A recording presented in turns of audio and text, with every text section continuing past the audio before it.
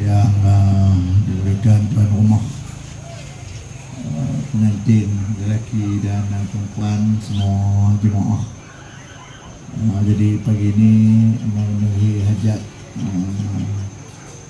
dan khairi kita dan tuan rumah ialah kita sama-sama membaca tahlil untuk kita pertama kita hadiahkanlah kepada semua muslimin dan muslimat,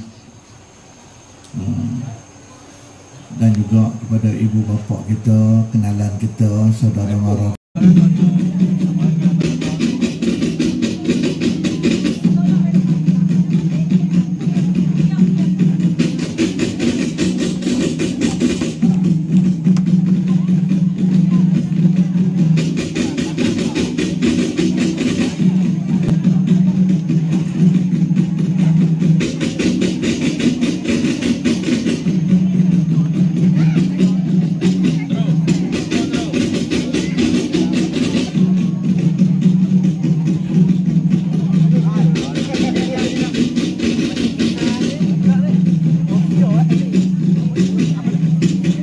Assalamualaikum warahmatullahi ta'ala wabarakatuh diucapkan kepada rombongan pengantin daripada Kampung Batu Hampar, Pelang, Great Perak.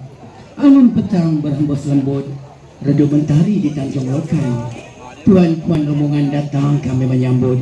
10 jari kami hulurkan. Ahlan wa sahlan wa marhaban bikum. Dengan ini majlis terus sama-sama menjemput, persilakan pengantin ke meja hidangan makan beradat, diiringi dengan sama-sama kita berselawat taslim mengucapkan tahniah kepada pasangan pengantin. Dipersilakan. Allahumma salli wa sallim wa zid wa adim wa an'im wa tafaddal wa barik bi jalalika wa kamalika ala وأشرف عباده الحرم ومنبع